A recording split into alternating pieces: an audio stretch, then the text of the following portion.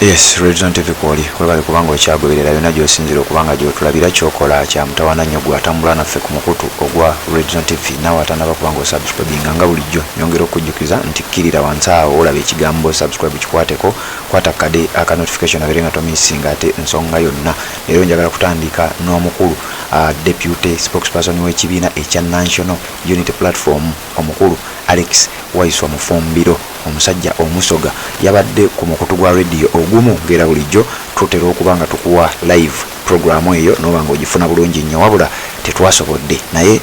ebigambo byabadde bingi byayogedde ku nsonga ezigenda mu maaso mu ggwanga erya Uganda naddala mu palamenti obuli bw'enguzi obukudde ejjembe ensonga ezigenda mu maaso budget president yagizizzaayo mu palamenti eddemu ebirenga eddamu okwetegerezebwa era ebigambo byabadde bingi nnyo ebyayogeddwa. Alex Waiswa Mufumbiro alina message ye nandyagadde obeerenga ogiwulira naddala gwe agoberera omukutu ogwa Region TV wabula ku nsonga eno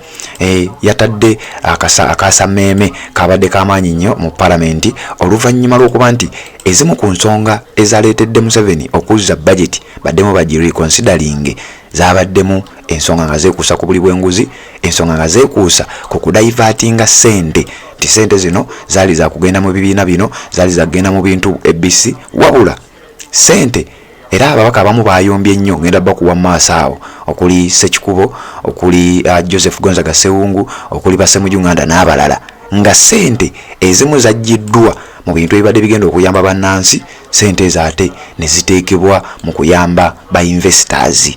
Abawulira ekigambo kye bayita Roko company eyo nga waliwo ssente za divertingiddwa oba nga baagala ssente ezo ziddizibwe mu bintu ebyo nga ogasseeko n'obuli bw'enguzi ssente y'omuwi w'omusolo esaasaanyizibwa mu ngeri etali ntuufu etali nnungi etali ya mutima mulungi naddala mu palamenti ey'eggwanga. Ababaka ba palamenti baatandise okuba nga bakubagana mu bigambo abamu bali ku sayidi ndala abalala bali ku sayidi ndala kati mu biseera ebyo oba mu mbeera eyo Alex Waiswa Mufumbiro makkati we yakyaziddwa ku mukutu ogumu ng'embeera zino zigenda mu maaso eno waliyo be bamenya mu lubijji waliwo be bawandiikidde n'ebirala byonna ebigenda mu maaso kati njagala nkuwe Alex Waiswa Mufumbiro ye endowooza ayina ddala kubamu ku bakungu aba gavumenti era ojjukira Alex Waiswa Mufumbiro ono ng'atema omukyalo yakubiriza palamenti Nalongo Anita Amongo engeri gy'asaasaanyamu ssente y'omuwi w'omusolo byonna azenga abyogerako kati njagala nkuwa akatambi kano mu bintu bye yayogedde ebingi obeeko byowulira naddala kusaasaanya ssente y'omuwi w'omusolo obuli bw'enguzi obubbi obulyake n'ebintu ebirala ebyefaanaanyiriza bwe bityo. Alex Waiswa Mufumbiro yayogedde ebigambo bingi nnyo kankuweeko bino nzije ate mbere nga nkwongerayo atanaba kubanga osubscribe nga kikole kirira wansi awo olaba ekigambo subscribe kikwateko kwata kade ka notification abere nga tomisinga nsonga yonna tubere nga tutambula wuliriza bino nzija ate tubere nga tweyongerayo. Tufere mu kusangiriza mu nsonga zino lwaki ojakusitapozinga obunafuusi ekyokubiri do we manage this money era singa tetubadde werufu tukuganyeeko okutukubamu tooki tetulina ekugana bagamba nti ekibiina kya National Unity Platform bw'okiteeka ku minzaani ya ssente okigenda kukuwalula wonna mu myaka 3 tulina ekitebe ekisukka ATM mu Kampala wakati Makerere ploti eya ATM mu Kampala egula ssente mmeka abampuliriza mugende babajulwa nolwe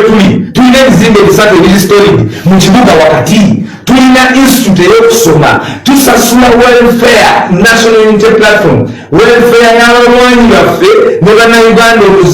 omugugu gwe twetisseko Kayongo tewaliwo omuntu ayinza kusubstitutinga na muntu yenna buli lunaku bakwata abaana legal process zigenda maaso buli lunaku tulina okugenda mu kooti tulina okusasula bail fee tulina okulabirirako abamu ku batono bwe tusobola kubanga baabalwanyi abatiddwa kubanga si omusi babiri mubumanyigo bwe batono naffe tetubamalalayo okubamanya wadde tugezaako okuteekawo obuvunaanyizibwa nti tunoonya buli okulira balwala abalwadde bwe tuliko because it is Kyagulanyi and the National Unity Platform we are the beacon of hope. Nkubulira ne bw'oba ogenda kugeza nange abantu b'obamanyi nti tuli mu lutabaalo abandaba nga hope ng'oli lwakulaba akuyita muze era n'amanya nti ekyemisana akikoze eki akimaze just yes kayino munaawe abakulaba ebyo ntoyogera nange bangi ate abalowooza nti wabimala era nga bamanyi nti Kayongo ovuga benzi naye gyovuga kubanga olutabalo lwe tuliko abamu balusangiramu because abamu yes mulimu ate abatali beerufu tubawadde redikaali abatali beerufu tubawadde redikaali bwe twawa omulimu gw'okukuuma ayogere bino byonna n'atabyogera twamuwa redikaali abasooka okumugamba nti akoze byokuvaawo be babbi banne olwaleero ffe twejeezeddwa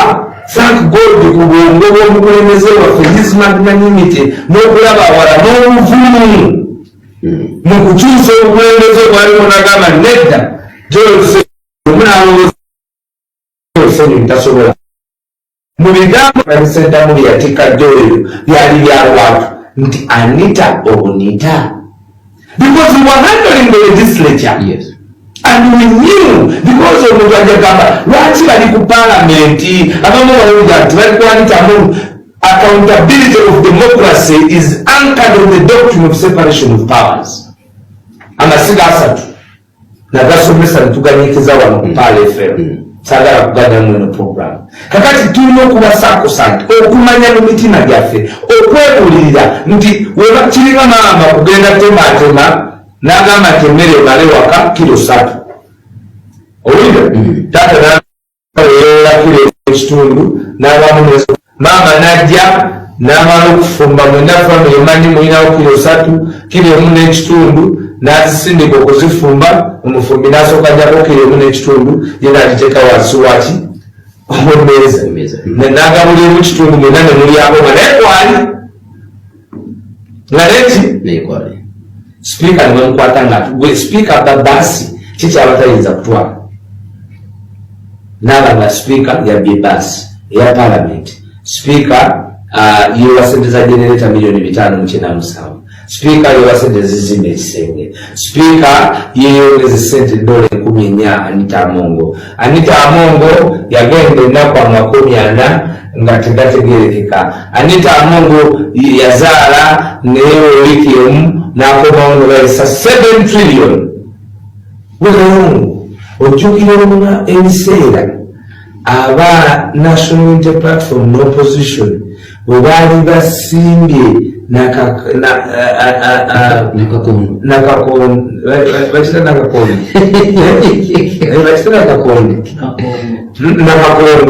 baali basimbye nakakongo tata mu parliament ne bateekawo firimu Anita Amongo ngaffe yasimpuuga nti bamitinga Wangadya ne baza ababaka ba parliament mu parliament ne bayisa obutabalika 7 twogera tetuyogerako batwala sente zimeka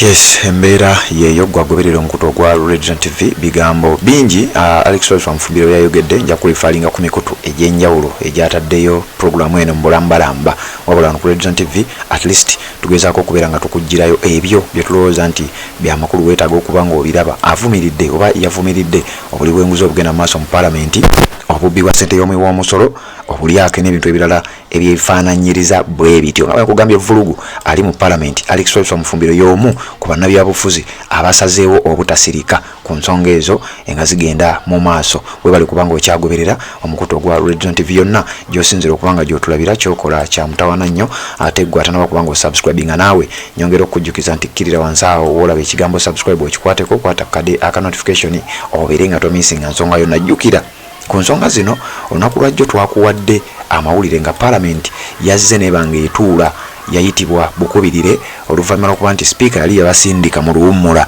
babeere nga bawummulako oba kye tuyita recess wabula oluvannyuma lwa Museveni okubalagira oba okutegeeza nti bajeti eno erimu ebirumira waliwo ssente ezirina okuba nga ziteekebwa mu bintu ebimu nga zaateekebwa mu birala waliwo ebitateredde bingi nnyo n'abasaba nti ddamu abantu obayite batuule mu palamenti ensonga babeere nga baddamu okugyetegereza. Bangi balowooza ensonga eno eyinza okuba ennyangu nnyo. Olunaku lwajjo palamenti yasiibye ejjudde obunkenke oluvannyuma lw'okuba nti amagye poliisi n'ebitongole byonna ebyokwerinda byasiibye byebulungudde palamenti oluvannyuma lw'okufuna amawulire nti bannayuganda bateekateeka okutambula okugenda ku palamenti mu kwekalakaasa okw'emirembe nga bawakanya obuli bw'enguzi ng'obwo obugenda okuba nga ate